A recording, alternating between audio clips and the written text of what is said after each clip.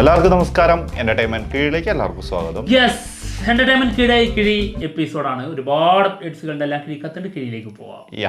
ഇന്നലത്തെ ദിവസം അതിഭയാനകമായ ഒരു ദിവസമായിരുന്നു. 6 വീഡിയോ ആണ് ഇന്നലെ ഇരുന്ന് ചെയ്തത്. 12 മണിക്കൊരു വീഡിയോ, രാവിലെ 8 മണിക്കൊന്ന്, അല്ല 8:30, പിന്നെ അതിന് ശേഷം 11 മണിക്കൊന്ന്, പിന്നെ കുബേര റിവ്യൂ. കുബേര കണ്ടു തീർത്തത് ഒരു ഭീകര അവസ്ഥയാണ്. 3 മണിക്കൂർ പിന്നെ മെർസലിന് പോയി. മെർസൽ കഴിഞ്ഞ് ജനനായകന്റെ പോസ്റ്ററും വന്നു. പോളി എന്താണെങ്കിലും നല്ല ദിവസമായിരുന്നു. അതെ, ചത്തിട്ടില്ല, ബാക്കിയുണ്ട്. ഓക്കെ, അപ്പൊ എന്താണ് മത്സരത്തിന്റെ അജണ്ട? മുത്തേ പറയും. മത്സരത്തിന്റെ അജണ്ട ഇന്നതിൽ ചോദ്യം ഉണ്ടേ. ചോദ്യം വീണ്ടും തുടങ്ങുകയാണ്. ചോദ്യത്തിന് 2 പോയിന്റ് ഉണ്ട്. പിന്നെ അജണ്ട വെക്കുന്നത് എന്താണോ അതിന് ഓരോ പോയിന്റുകളും. അപ്പോൾ വീണ്ടും നിങ്ങൾക്ക് ചോദ്യങ്ങൾ ചോദിക്കാം. അപ്പോൾ അത് ഇതുപോലെ കിഴിയിൽ ഉൾപ്പെടുത്തും, അല്ലെങ്കിൽ ഭയങ്കര കൂടുതലായിട്ട് വരുമ്പോൾ നമുക്കത് Q&A ചെയ്യാം. ഓക്കെ, ചോദ്യം വരുമ്പോൾ ഭയങ്കര രസമാണ്. അപ്പം എന്താണ് ചോദ്യത്തിൻ്റെ എന്താണ് അജണ്ട പറഞ്ഞോ? അവസാനം കിട്ടുന്ന കിഴി അത് മലയാളമാണെങ്കിൽ അവർ തോൽക്കും. അവസാനം കിട്ടുന്ന കിഴി മലയാളമാണെങ്കിൽ തോക്കും. ഓക്കെ, അതെന്താണെങ്കിലും അതാ അങ്ങനെയല്ലേ എൻ്റെ അത്? അതോ അവസാനം മലയാളം എടുക്കുന്നവർ തോൽക്കും? ഓക്കെ, അങ്ങനെ അവസാനം മലയാളം എടുക്കുന്നവർ തോക്കും. ഓക്കെ, അല്ലെങ്കിൽ ഇതിന്റെ ലാസ്റ്റ് കിഴി മലയാളം ആണെന്നുണ്ടെങ്കിൽ അതാ ചോദിച്ചതേ. ഓക്കെ ഓക്കെ ഓക്കെ, തുടങ്ങാം. Tile, head. അയ്യോ, ജിമ്മിൽ പോയിട്ടെ കൈക്കൊക്കെ ഭയങ്കര വേദന. അങ്ങനെയല്ല പറയണ്ടേ, ഇത്രയാണ് നീങ്ങിയിരിക്കുന്നത്. കൈയൊക്കെ നോട് വെക്കട്ടെ. ജിമ്മിൽ പോകാൻ തുടങ്ങി അതിന്റെ അഹങ്കാരാണ്. ഇന്നലെ തിയേറ്ററിലൊക്കെ പോയപ്പോ തന്നെയായിരുന്നു. എല്ലാരോടും അങ്ങോട്ട് ചെന്നിട്ട് ഞാൻ ജിമ്മിലൊക്കെ എന്നിട്ട് ഇടിക്കുക, ഇടിച്ചിട്ട് ഞാൻ തന്നെ തെറിക്കും. ഒരു ഞാനൊരു ഉള്ള ഞാനിങ്ങനെ ഇടിച്ചു കഴിഞ്ഞാലുണ്ടാവും. അയ്യോ. Okay, first one. STR 49 Vetrimaaran സംവിധാനം ചെയ്യുന്ന സിംബു മൂവി. സിനിമ കഴിഞ്ഞ് നേരെ വെട്രിമാരൻ ചെയ്യാൻ പോകുന്നത് വടച്ചെന്നൈ 2 ആണ്.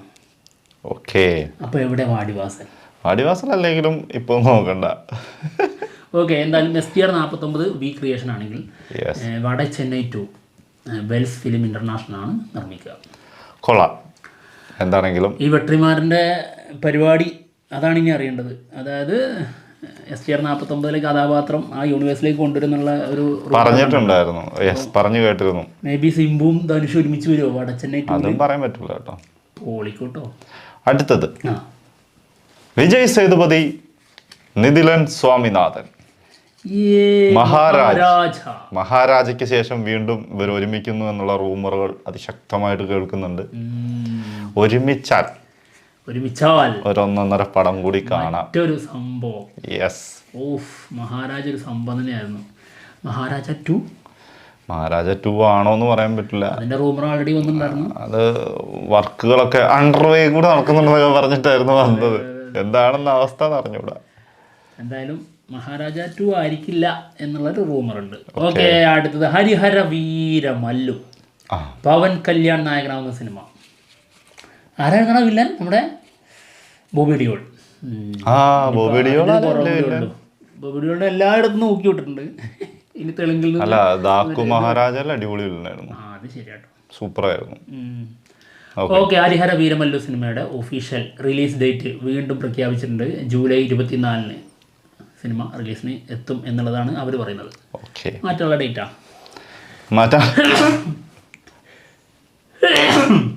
ഒന്നുകൂടെ കിട്ടാനുണ്ട്. കിട്ടാനുള്ളത്. അടുത്തത് നെസ്ലെ ടിക്കറ്റ് ജോയിൻ ചെയ്തിട്ടുണ്ട് കേട്ടോ. ലുക്ക് കണ്ടില്ലേ? സ്വർണ്ണ കളറാണ് മുടി.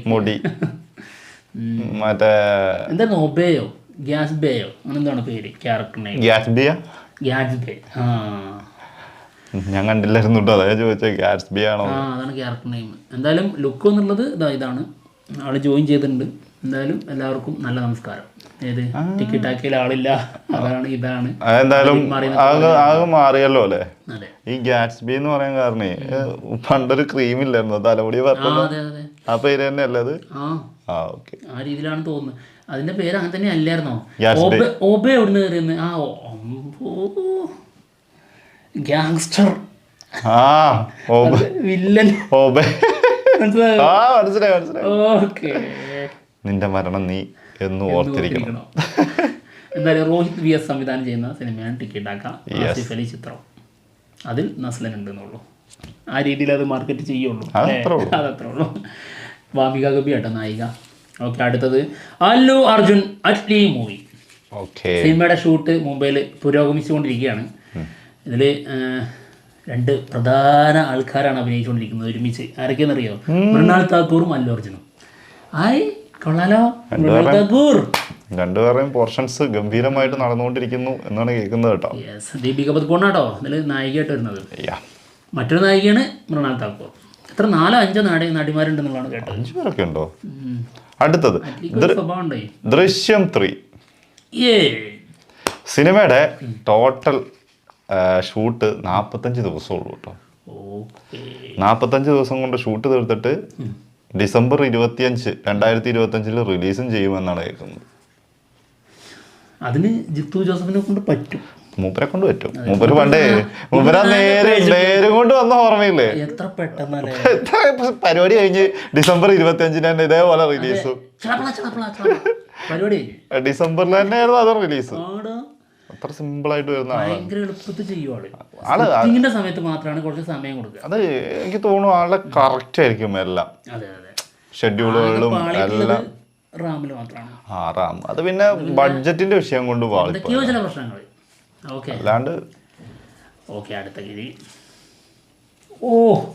AK-64 ആദിക് രവിചന്ദ്രൻ തന്നെ സിനിമ സംവിധാനം ചെയ്യും. അത് ആൾറെഡി വന്നതാണ്. ആരായിരുന്നു പ്രൊഡക്ഷൻ ആരായിരുന്നു? മൈത്രി മൂവി മേക്കേഴ്സ് അല്ലാതെ ആരുടെ കയ്യിൽ കിട്ടിയിട്ടുണ്ടായിരുന്നല്ലോ? ഓർമ്മ കിട്ടുന്നില്ലല്ലോ. ഓക്കെ. എന്തായാലും അജിത് കുമാർ നായകനാവുന്ന സിനിമയിലെ ഒരു പ്രധാന വേഷത്തിലേക്ക് നമ്മുടെ ലാലേട്ടനെ പരിഗണിക്കുന്നു, അപ്രോച്ച് ചെയ്തു എന്നുള്ള ഒരു ന്യൂസ് വരുന്നുണ്ട്. അതായത് ഗുഡ് ബാഡ് അഗ്ലി കണ്ട ആരാധകർ എന്നുള്ള രീതിയിൽ പറയാണ് ലാലേട്ടൻ അതിൽ കൈ കൊടുക്കരുത്. ഓർമ്മിപ്പിക്കല്ലോ എൻ്റെ പൊന്നേന്നില്ല. ഇത് നിങ്ങൾക്കൊക്കെ ഇഷ്ടപ്പെട്ടിട്ടുണ്ടാവാം ഗുഡ് ബാഡ് അഗ്ലി. അത് കുറച്ച് ആൾക്കാർക്ക് കേരളത്തിൽ പരാജയം തന്നെയാണ് ഗുഡ് ബാഡ് അഗ്ലി, ഒരു സംശയമല്ല. സത്യം. അപ്പോൾ കോമാളി വേഷം കൊടുത്ത് നല്ല കൂതറ പരിപാടിയൊക്കെ കൊണ്ടുവരും, ഉറപ്പാണ്. അങ്ങനെ കാണാൻ വയ്യ, ഇനി കാണാൻ വയ്യ, അതാണ് പ്രശ്നം. അതെ. അടുത്തത് ഇതിന്റെ അടിയിലൊക്കെ ആ സമയത്തൊക്കെ സമയത്ത് പിന്നെ ആ ഒരു മൈൻഡിൽ എടുക്കണ്ടായിരുന്നു. ഇനി അത് പറ്റില്ല, നാട്ടത്തിലൂടെ കൈ ഭയങ്കര വേന. അടുത്തത് MMMN സിനിമയുടെ ശ്രീലങ്കൻ ഷെഡ്യൂള് കഴിഞ്ഞിട്ടുണ്ട്.